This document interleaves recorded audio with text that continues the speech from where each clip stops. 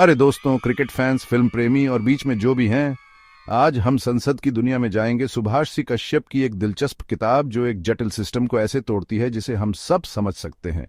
Democracy को एक बड़े क्रिकेट मैच की तरह इमेजिन करो। हम लोग दर्शक हैं, अपनी टीम का हौसला बढ़ा रहे हैं। गवर्नमेंट मैदान पर खेलने वाली टीम है जो डिसीजंस लेती है और खेल खेलती है। लेकिन अंपायर्स कौन हैं? जो निष्पक्ष खेल सुनिश्चित करते हैं और चीजों को नियंत्रण में रखते हैं। यहीं से पार्लियामेंट आता है। पार्लियामेंट डेमोक्रेसी का दिल है जो सिस्टम में जान फूंकता है।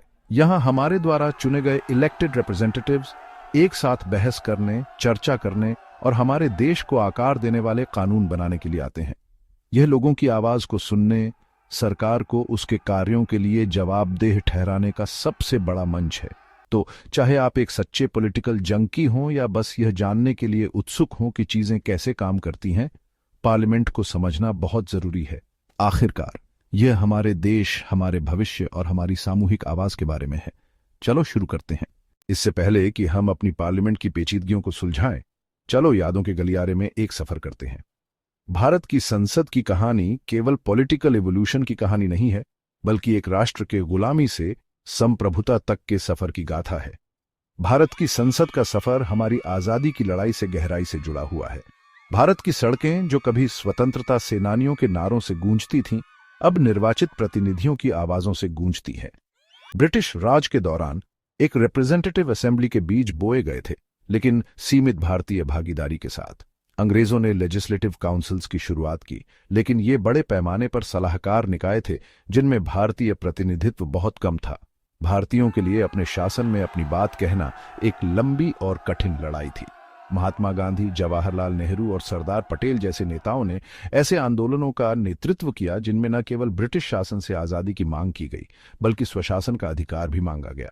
अंततः 1947 में आजादी के साथ भारत ने अपने संविधान को अपनाया और एक सही मायने में संप्रभु संसद के लिए मंच तैयार हो गया। विभिन्न पृष्ठभूमि के दूरदर्शी लोगों वाली संविधान सभा ने एक ऐसे संविधान का मसौदा तैयार करने के लिए अथक परिश्रम किया जो एक लोकतांत्रिक भारत की नींव रखेगा। 1952 में पहले आम चुनावों से, जो हमारे इतिहास का एक ऐतिहासिक क्षण था, आज तक भारतीय संसद ने सब कुछ देखा है।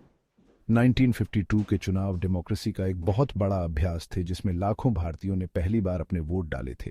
राष्ट्रीय एकता के क्षणों से लेकर तीव्र बहसों और गर्मागर्म बहसों तक यह भारत के जीवंत लोकतंत्र का एक सूक्ष्म जगत रहा है।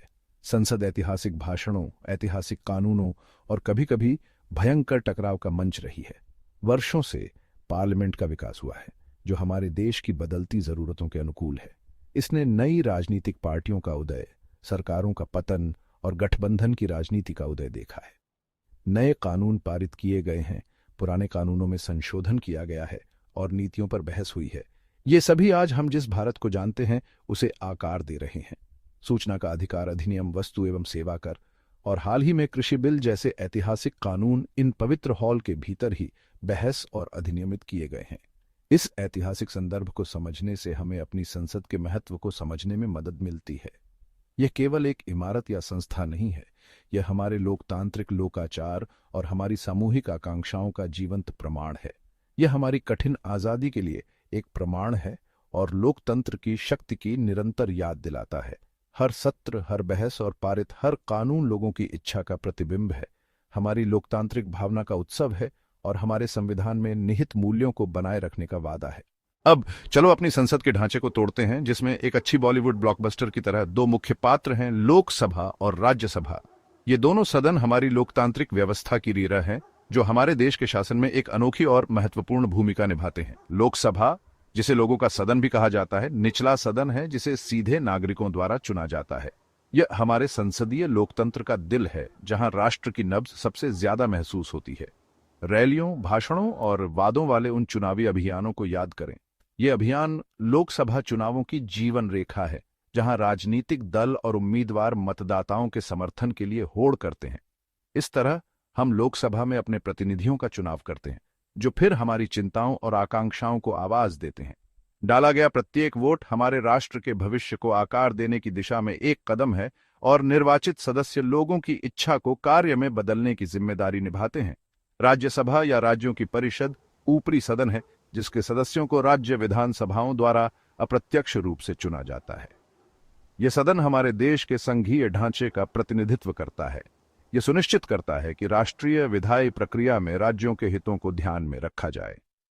इसे एल्डर्स की एक काउंसिल के रूप में सोचें, जो विभिन्न राज्यों के हितों का प्रतिनिधित्व करती है और जल्दबाजी में लिए गए फैसलों पर रोक लगाती है। राज्यसभा एक संशोधन कक्ष के रूप में कार्य करती है, लोकसभा द्वारा पारित विधेयकों की जांच करती है और जहां जरूरत हो वहां संशोधनों का सुझाव देती है। दो सदनों वाली यह द्विसदनीय प्रणाली शक्ति संतुलन और प्रत्येक कानून और नीति की गहन जांच सुनिश्चित करती है। यह एक ही निकाय में शक्ति के केंद्रीकरण को रोकता है और कानून बनाने के लिए अधिक व्यापक और समावेशी दृष्टिकोण को बढ़ावा देता है। यह ऐसा है जैसे क्रिकेट मैच में दो विशेषज्ञ कमेंटेटर्स हर खेल का विश्लेषण कर रहे हों, अलग अलग दृष्टिकोण प्रदान कर रहे हों और निष्पक्षता सुनिश्चित कर रहे हों। जिस तरह कमेंटेटर्स अपनी अंतर्दृष्टि और आलोचनाएं प्रस्तुत करते हैं, उसी तरह लोकसभा और राज्यसभा नीतियों पर बहस और चर्चा करते हैं, ताकि यह सुनिश्चित हो सके कि वे राष्ट्र के सर्वोत्तम हित में हैं। जबकि दोनों सदन महत्वपूर्ण भूमिका निभाते हैं, लोकसभा को धन के मामलों में सर्वोच्चता प्राप्त है। ऐसा इसीलिए है क्योंकि यह सीधे तौर पर लोगों के प्रति जवाबदेह है, जिनका यह कहना है कि सार्वजनिक धन कैसे आवंटित और खर्च किया जाता है। आखिरकार यह जनता का पैसा है और उनके निर्वाचित प्रतिनिधियों का यह कहना है कि इसे कैसे खर्च किया जाए। बजट और वित्तीय बिलों को लोकसभा द्वारा अनुमोदित किया जाना चाहिए, जो नागरिकों की प्राथमिकताओं और जरूरतों को दर्शाता है। कानून बनाने की प्रक्रिया में कई चरण शामिल हैं, जिनमें मसौदा तैयार करना, बहस करना और मतदान करना शामिल है। किसी विधेयक के कानून बनने से पहले दोनों सदनों को उसके अंतिम संस्करण पर सहमत होना चाहिए, यह सुनिश्चित करते हुए कि उसकी सभी पहलुओं से पूरी तरह से जांच की गई है। लोकसभा और राज्यसभा के पहले सत्र के बाद से ये सदन राष्ट्र की बदलती जरूरतों को पूरा करने के लिए विकसित हुए हैं। उन्होंने नई चुनौतियों के अनुसार खुद को ढाला है और भारत की नियति को आकार देने में महत्वपूर्ण भूमिका निभाते रहते हैं।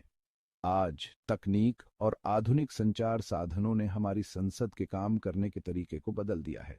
सदस्य तुरंत जानकारी प्राप्त कर सकते हैं, आभासी बैठकों में भाग ले सकते हैं और अपने घटकों के साथ अधिक प्रभावी ढंग से जुड़ सकते हैं।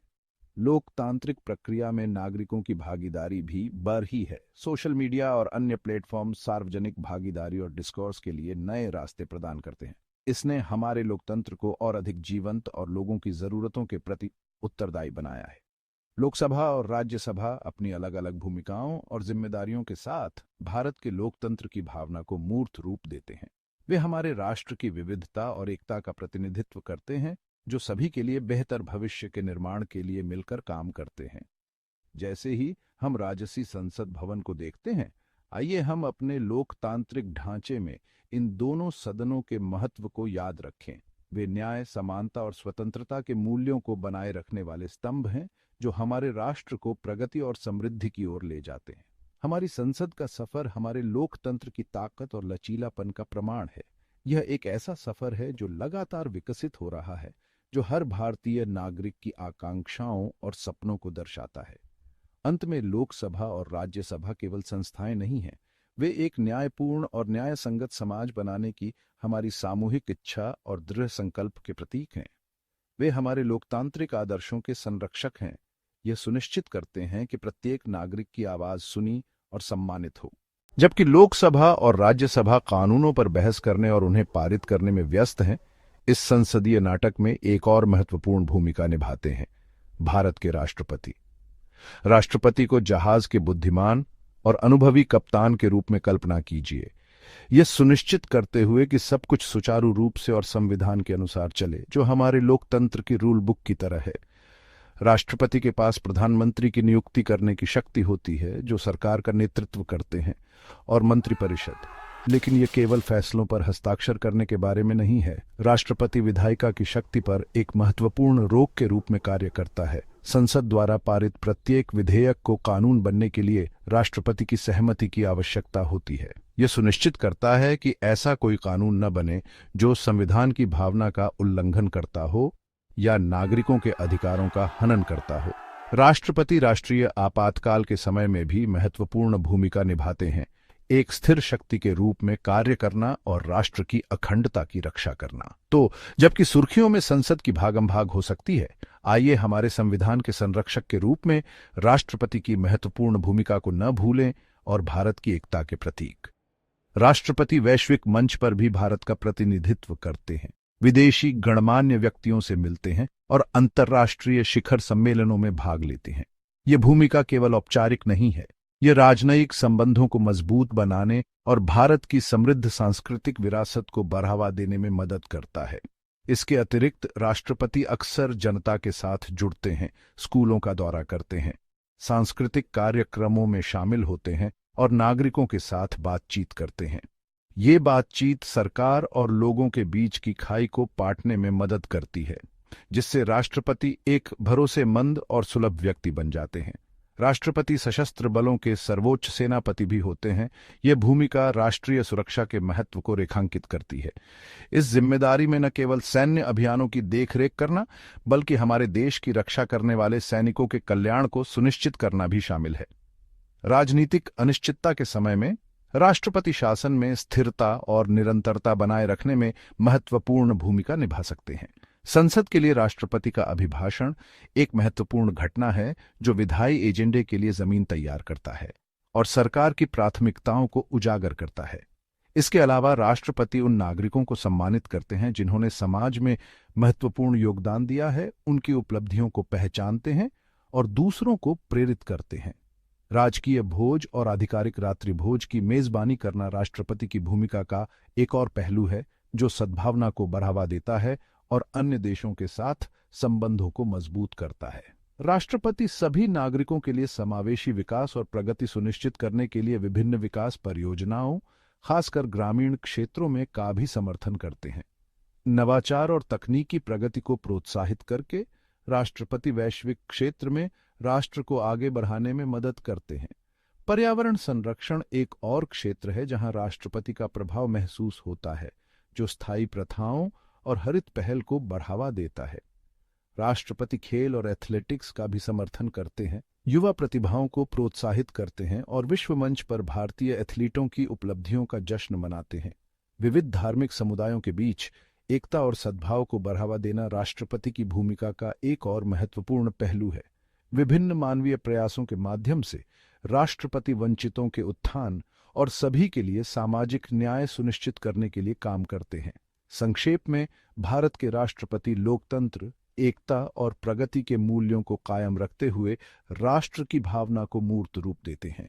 तो जबकि संसद हमारे लोकतंत्र का दिल हो सकती है, राष्ट्रपति निस्संदेह इसकी मार्गदर्शक आत्मा है, यह सुनिश्चित करते हुए कि राष्ट्र अपने संवैधानिक सिद्धांतों और सामूहिक आकांक्षाओं के प्रति सच्चा रहे।